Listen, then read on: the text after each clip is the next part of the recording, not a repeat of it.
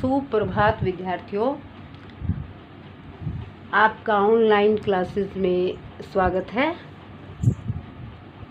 आज हम छठी क्लास के पाठ नंबर 2 का अध्ययन करेंगे। छठी क्लास का जो पाठ नंबर 2 है उसका नाम है लिंग परिचय। क्या नाम है? लिंग परिचय है। लिंग परिचय, तो लिंग का अर्थ समझते हैं। लिंग ऐसे शब्द जो किसी विशेष जाति का बोध कराते हैं, उनको लिंग बोलते हैं।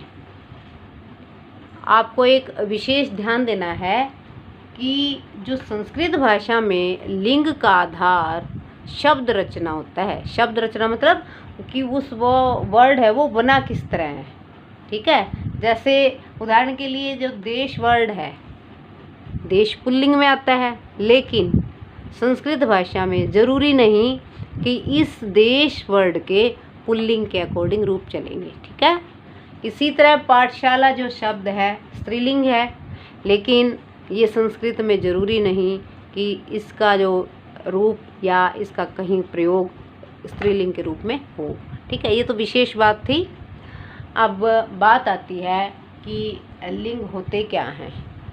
लिंग मैंने आपको बताया ऐसे शब्द जो जाति विशेष का बोध कराते हैं। तो मैंने आपको क्लास में लिंग के आधार पर प्रवाह चार्ट भी बनवाया था। तो लिंग कितने प्रकार के होते हैं? 3 प्रकार के होते हैं। पहला है पुल्लिंग, दूसरा स्त्रीलिंग, तीसरा नपुंसकलिंग। इसको बच्चे लिखते गलत हैं, इसको ध्यान से देखो बेटा, लिखना कैसे है। नपुंसकलिंग नहीं लिखना आता, पुल्लिंग नहीं लिखना आता। ध्यान से देखो, इनको याद करो, इनको लिख कर देखो। तो लिंग हमारे 3 प्रकार के हैं। किसके आधार पर? संस्कृत भाषा के आधार पर। पुल्लिंग, स्त्रीलिंग, नपुंसकलिंग। पुल्लिंग शब्द कौन से होते हैं? वे शब्द जो हमें पुरुष जाति का बोध कराते हैं। जैसे मैंने यहाँ लिख दिया पुल्लिंग का उदाहरण बालक है। तो बालक का अर्थ क्या हुआ? बालक मीन्स एक लड़का। पुल्लिंग में बालक है और बालक का अर्थ क्या हुआ? एक लड़का। फिर आया है स्त्रीलिंग। स्त्रीलिंग वो शब्द होते हैं जो स्त्री जाति का बोध कराते हैं, जो हमें बताते हैं कि यह शब्द स्त्रीलिंग से संबंधित है। उदाहरण दिया इसका बालिका, और बालिका का अर्थ क्या हुआ? एक लड़की। ठीक है, फिर तीसरा आता है बेटा नपुंसकलिंग। नपुंसकलिंग ऐसे शब्द जो ना पुल्लिंग जाति से और ना स्त्री जाति से उनका संबंध हो, वो होते हैं नपुंसकलिंग। ठीक है, इसका उदाहरण दिया है फलम, तो इसका अर्थ हुआ एक फल। अब फल क्या है? हम फल को ये तो नहीं कह सकते कि ये पुरुष जाति से संबंधित है, ये स्त्री जाति से संबंधित है। ये प्रवाह चार्ट क्लास में बनवाया था, इसको लर्न करना अच्छे से। और फिर बेटा आपके पाठ नंबर 2 में पुल्लिंग शब्द तस्वीर उनकी पिक्चर दे रखी हैं, तो वो सारे वर्ड मैंने यहाँ पर लिखे हैं। उनका अभी मैं आपको उच्चारण करवाऊंगी, उनके मीनिंग बताऊंगी, तो आपको बहुत अच्छे से इनके मीनिंग याद करने हैं और इनको बोल बोल कर देखना है, इनका उच्चारण करना है। और ये सारे शब्द बेटा एक वचन में ही हैं, क्योंकि आपको मैंने कॉमन पॉइंट में या पीछे व्याकरण की जो भी वीडियो आई हैं उनमें बहुत अच्छे से समझाया है कि संस्कृत भाषा में वचन भी 3 होते हैं। ठीक है, तो यहाँ पर इस पाठ में जो भी पिक्चर दे रखी है वो सिर्फ आपको एक वचन की दे रखी हैं, तो आपको एक वचन के हिसाब से इनको बोलना और इनके अर्थ का याद करना है। तो आइए पढ़ते हैं। पहला अपनी, चाहे तो आप सामने बुक खोल लीजिए और जैसा मैं पढ़ती हूँ आप देखो और उसके साथ साथ ध्यान से सुनो और बोलने की कोशिश करो कि जैसा बोला गया है, मैम पढ़ा रहे हैं, हम भी वैसा बोलें और वैसा ही लिखें। पुल्लिंग शब्द, हाँ पुल्लिंग शब्द दे रखे हैं। पहला है बालक है, बालक है, ये एक वचन में बेटा सारे, ना इनमें यहाँ पर कोई द्विवचन है और ना ही बहुवचन है, सारे एक वचन में, यानी कि एक वचन की बात हो रही है यहाँ पर। वैसे ही दे रखे हैं, बात तो क्या होनी, आगे जाके आपका फिर जो नेक्स्ट चैप्टर है उसमें बहुवचन द्विवचन ये सारे दे रखे हैं। फिलहाल क्योंकि आपके लिए नया सब्जेक्ट है तो आप अभी इसका उच्चारण करेंगे और उच्चारण पर ध्यान देंगे और इनके अर्थ भी याद करेंगे। बालक है, एक बालक, छात्र है, एक विद्यार्थी, मयूर है, एक मोर, मुश्क है, मुश्क का अर्थ होता है चूहा, एक चूहा,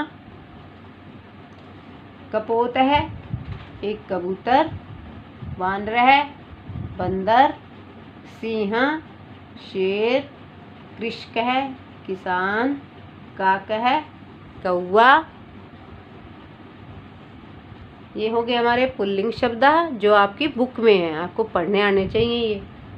फिर है स्त्रीलिंग शब्द, स्त्रीलिंग में है बालिका लड़की, लता, लता बेल होती है बेटा, बेल आप लोहे की बेल मत समझना, क्रीपर जो साइंस में पढ़ते हैं ना, क्रीपर्स बेल लताएं, यानी कि जैसे खरबूजे की होती है, घिया की, तोरी की। फिर है माला, माला, अजा, अजा मीन्स बकरी, कलिका, कलिका होता है कली, कली मीन्स बड, यानी कि जो पूरा फ्लावर न बना हो, अभी अधूरा थोड़ा सा खिलाओ।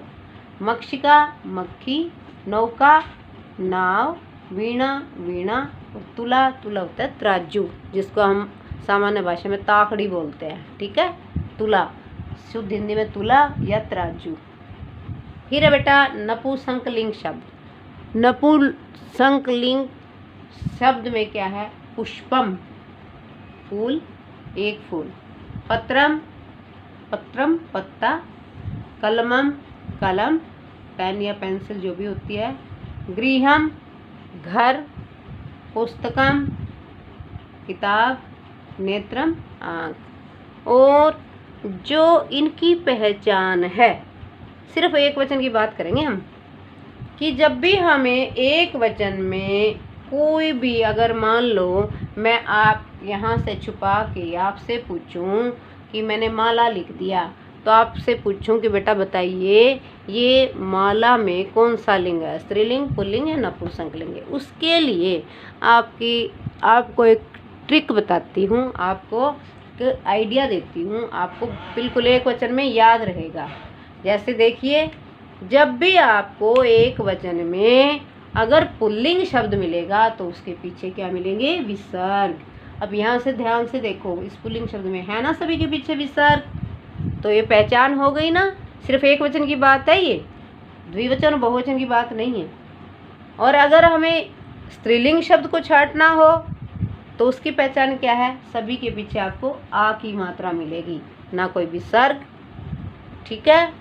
तीसरा है आपका नपुंसकलिंग शब्द, इसकी पहचान क्या करेंगे, इसकी पहचान होगी हमारी, सिर्फ एक वचन में है ये, पुष्पम, म हलंत, जिस वर्ड के पीछे म हलंत वाला होगा वो होंगे नपुंसकलिंग, जिसके पीछे आ की मात्रा होगी वो होंगे स्त्रीलिंग शब्द, और जिसके पीछे विसर्ग होंगे वो होंगे बेटा आपके पुल्लिंग।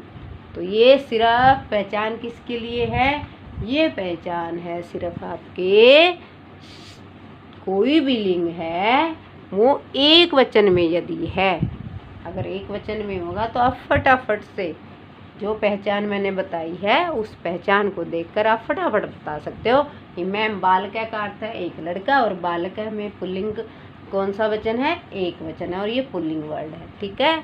तो आपको इनके अर्थ याद करने हैं, क्योंकि इस लेसन के आगे वर्ड मीनिंग भी हैं, अभ्यास कार्य भी, बहुत छोटा सा लेसन है ये, लेकिन आपका क्योंकि शुरुआत है, आपके लिए जो संस्कृत है नया सब्जेक्ट है, तो अभी आप बेस बनाकर चलोगे, आपको 7th और 8th में कोई मुश्किल नहीं आएगी, आपको सारा कुछ क्लियर हो जाएगा, ठीक है।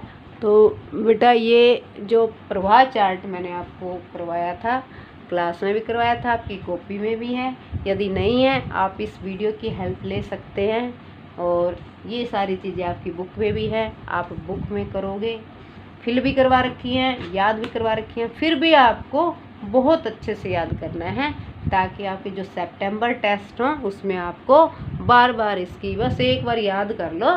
बस पेपर के दौरान या एग्ज़ाम जब आपका आएगा तो आपको सिर्फ एक रीडिंग लेने की ज़रूरत पड़ेगी। तो बेटा ये करना, ध्यान से करना। आपका दिन शुभ हो।